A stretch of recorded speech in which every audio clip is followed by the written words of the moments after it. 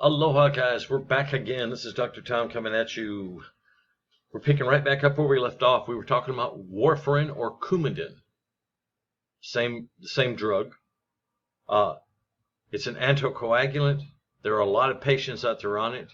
Why, guys? Because remember, in industrialized, westernized, modern nations, heart attacks and strokes are the leading cause of death. Most of those are due to a blood clot, shutting off blood flow. So a lot of people who have a tendency to form blood clots, which are a lot, they have to be put on these medications. Okay, oral anticoagulant acts by inhibiting synthesis of vitamin K. We already mentioned last time.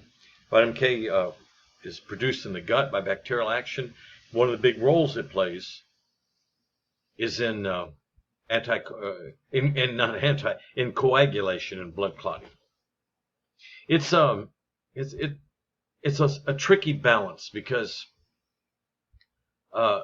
if you start getting too many clots, then you start having problems like this: deep vein thrombosis, pulmonary embolism, which is very commonly fatal. And if you don't have enough, then you start having all kind of bleeding. And as I said, I had a guy. He wasn't my patient, but I knew him real well. He used to come in, see the massage therapist I shared office with, Bob, and he died from taking too much Coumadin and not monitoring it carefully enough. He showed me his legs one time, and they had ecchymosis or bruising all up and down them. And it wasn't because he bumped his legs, guys. It was because he was taking too much of the medication, and it was making it bleed. I told him, I said, Bob, man, you better get your butt to the doctor. I said, you can die from this stuff if you. And he was a wealthy guy, but he's real happy-go-lucky. But I don't know what happened, but it wasn't too long after that till he died. And you wouldn't have thought so. Okay, did we go over this? Yeah. Avoid salicylates, which is aspirin. Large amounts of green vegetables. Why? Rich in vitamin K. Drastic dietary changes may make your urine look reddish orange. Okay. All right. Now, platelets, as you know, is one of the three cells in blood, and they're the ones that are on the first line of defense against to help clot a leak. Plavix, patients with peripheral artery disease. What's an MI? Hopefully you know this by this point. Myocardial infarction or heart attack. They also recommend that people at risk take aspirin every day, like a kid's aspirin. Why? It has been shown to, at least to a degree, to reduce the tendency of clots to form, to a degree. Aspirin reduces the risk of MIs or strokes, inhibits prostaglandins. Thrombolytic agents. Now, lytic means to dissolve away a blood clot. 80% of all acute myocardial infarctions are caused by a thrombus that occludes a coronary artery. Okay. Thrombolytic agents dissolve existing thrombus when administered soon after its occurrence, if they can get to the patient in time, guys. Approved drug streptokinase, anastreptase, single cell urine. Okay. Bleeding is the most common complication. Why? Well, it's very important with this patient to dissolve that clot, and when it thins the blood out, you're going to have, in this case, a little bit of bleeding is acceptable. Okay. Hematinic agents, irons, used to treat iron deficiency anemia. Who do you see that in the most? Women of childbearing age. Why? Because they lose blood every month. And when they lose it, they're losing iron.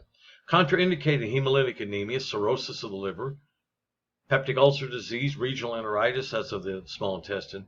Hemocirrhosis, a problem with too much iron. No. Hemochromatosis, ulcerative colitis. Okay. Do not take with tetracycline as iron interferes with the absorption of it. Take liquid preparations through a straw. May discolor the stool dark green or black. May cause constipation. Usually, it's more in females you see iron deficiency, but you can see it in men as well. Anybody that was having quite a bit of hemorrhaging and all going on would certainly be deficient in iron. But you can take tablets and all too. Agents used in treating megaloblastic anemias. Now remember, there are many different kinds of anemias.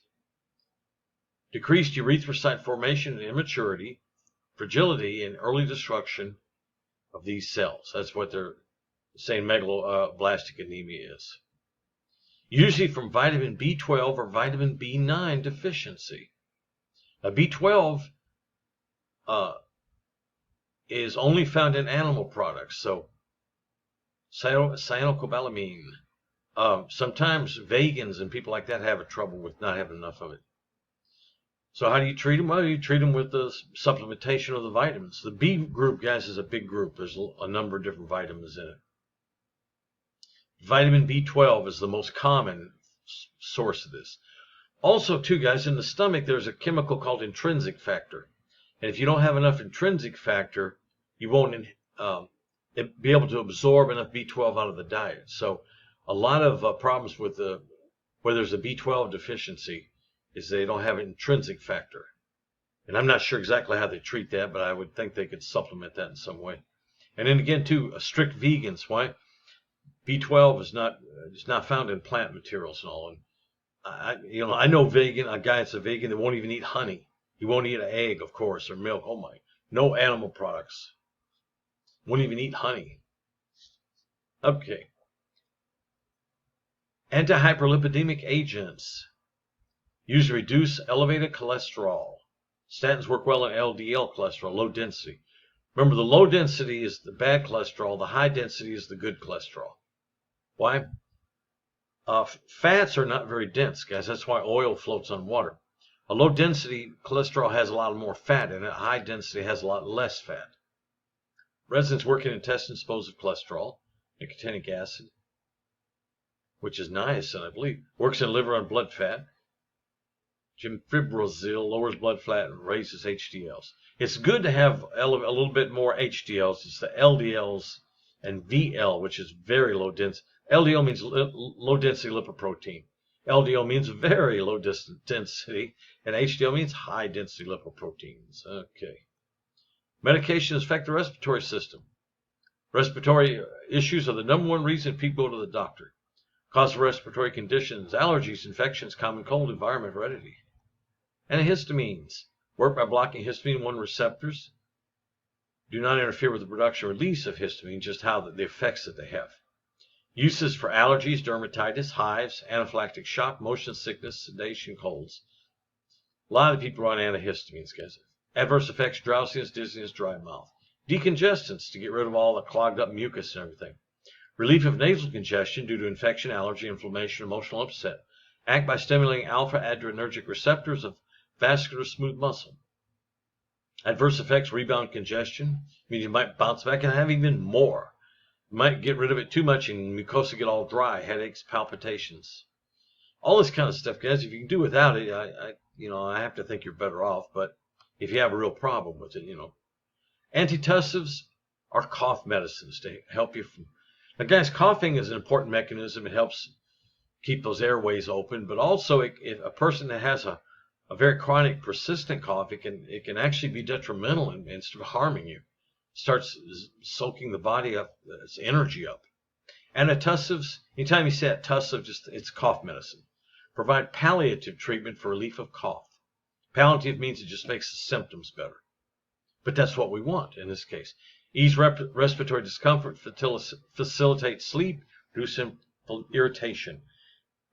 Sometimes they have a narcotic effect. Depress cough center in the medulla oblongata, raise threshold for incoming cough impulse. Non-narcotic, local anesthetic action in respiratory passages, reduces cough reflex at its source. This would be, guys, only if you were really, really coughing a lot, because that cough is very much, and sneezing are protective mechanisms. You got to keep those airways open, guys, or nothing else matters. Expectorants and mucolytics. Expectorant helps you spit it out. Expectoration is spitting. Mucolytics and mucus helps thin it out, or helps produce and break it down. Expectorants stimulate and decrease thickness of respiratory tract secretions. Makes cough more productive. A productive cough, guys, is when you're coughing up crud. A non-productive cough is when you're just coughing. Reduce the viscosity of respiratory tract fluids. Makes them thinner so you can cough that crap up and get rid of it. Mucomist, reduces viscosity of secretions. Do not mix with antibiotics, iron, copper, rubber. Store in refrigerator, used within 96 hours. Okay. So, in other words, guys, patients that have irritation in the respiratory tract and it's real thick and viscous and they have trouble getting it up, and there are also over-counter meds that work pretty well for that, I think, too. Okay, bronchodilators dilate the bronchial tubes. Used to improve airflow for COPD and asthma. This is real important. COPD is important, guys. You need to, if you don't, hopefully you learn this in anatomy and all, but it's chronic obstructive pulmonary disease. It's very common in older people, usually found in smokers, heavy smokers, or people who worked around in industry or something where they were around irritating vapors and things, and asthma. It helps dilate those bronchial tubes so they can get more air in. Beta-2 agonists, examples, albuterol, that's a common. Salmeterol, that's sympathomimetics, remember? Relax smooth muscle cells in the bronchi. The larger bronchi have a layer of smooth muscle, much like the larger blood vessels, so they can dilate and constrict. Examples, epinephrine, ephedrine, xanthine blocks phosphodiesterase. Examples, theophylline. This is given a lot, guys, by the doctors.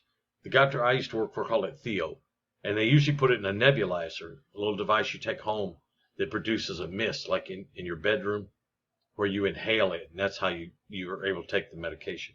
And it really helps. So,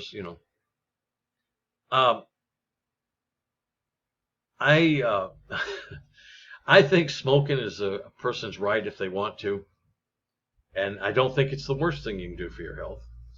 But if you smoke 2 or 3 packs a day for 40 years and you get COPD and you're having all kinds of problems, what caused all that, guys? So you need treatment, but I don't want to listen to you whining and complaining and bubbling and blubbering and all that. You knew what you were doing when you were smoking those coffin nails all those years. Leukotriene receptor antagonist blockers. Let's see. Singular, this is real common. Blocks leukotriene action in the lung, less constriction of bronchial tissue and less inflammation. Not used in bronchospasm and acute asthma attacks.